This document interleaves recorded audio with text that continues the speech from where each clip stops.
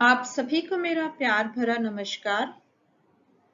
आज गंगा दशहरा है। आप सभी को गंगा दशहरा की बहुत बहुत शुभकामनाएं। आज इस वीडियो में हम माँ गंगा से जुड़ी हुई कुछ बातें जानेंगे और बाद में आरती भी गाएंगे। गंगा दशहरा भारत में बड़ी धूमधाम से मनाया जाता है। यह माँ गंगा के धरती पर अवतरण का दिन माना जाता है।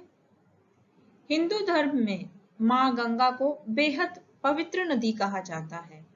ऐसी मान्यता है कि इस नदी में स्नान करने से सारे पाप धुल जाते हैं। हिंदू पंचांग के अनुसार गंगा दशहरा ज्येष्ठ माह के शुक्ल पक्ष की दशमी तिथि को आता है। शास्त्र के अनुसार इसी दिन मां गंगा राजा भागीरथ के कहने पर धरती पर अवतरित हुई थी। इस दिन मां गंगा की विशेष पूजा अर्चना की जाती है।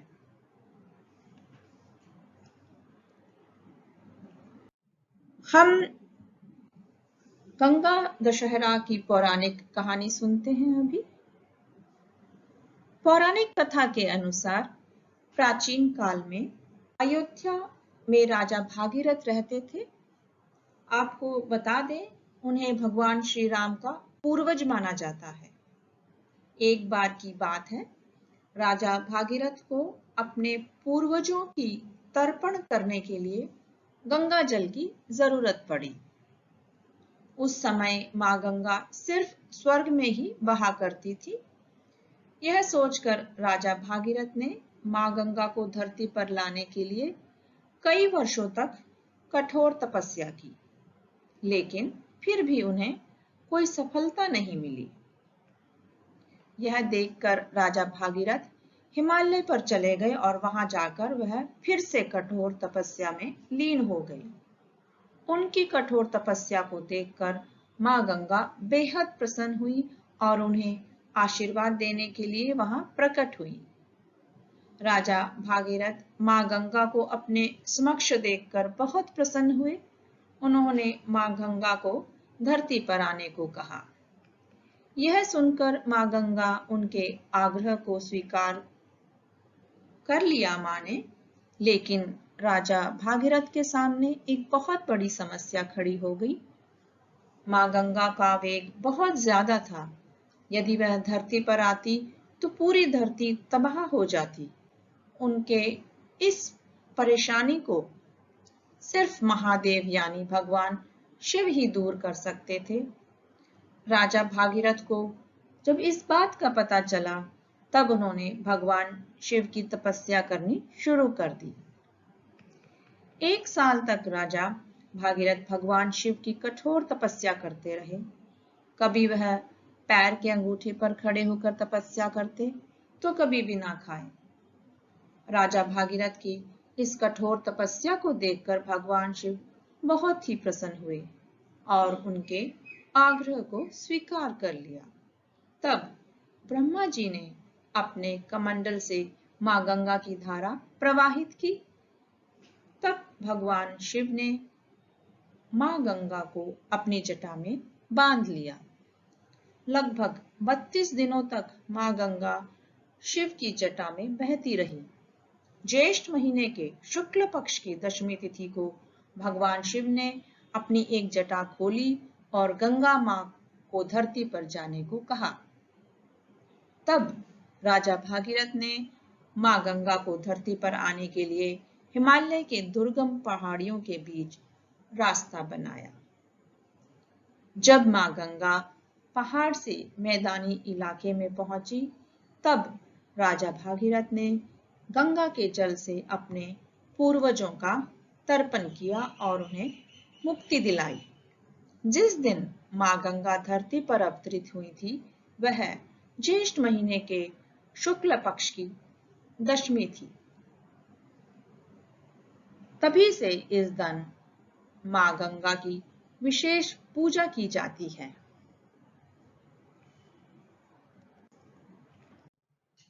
अब हम मां गंगा की आरती गाएंगे। आपको मेरे साथ माँ गंगा की आरती यदि गानी है तो प्लीज गाइए। ओम जय गंगे माता, मैया जय गंगे माता, जो नर तुमको ध्याता, मन वांछित फल पाता। ओम जय गंगे माता।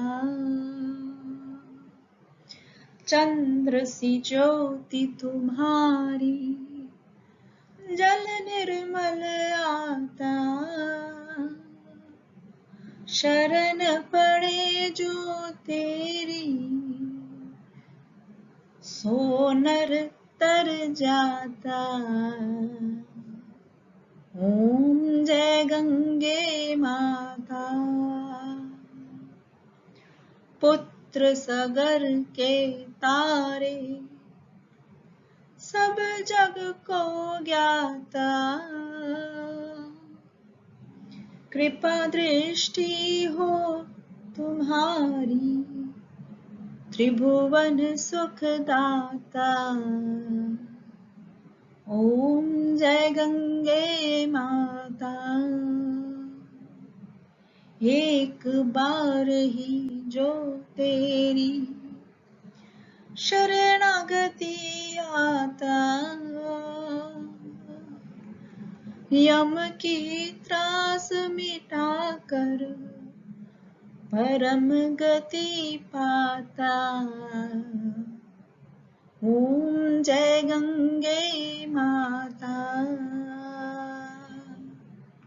आरती मात तुम्हारी, जो जन नित गाता,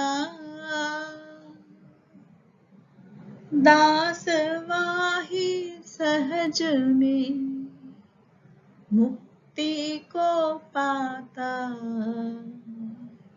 ओम जय गंगे माता। ओम जय गंगे माता। श्री गंगे माता, जो कोई तुमको ध्याता, जो नर तुमको ध्याता, मन वांछित फल पाता। ओम जय गंगे माता। ओम जय गंगे माता। ओम जय गंगे माता। ओम जय गंगे माता। ओम जय गंगे माता।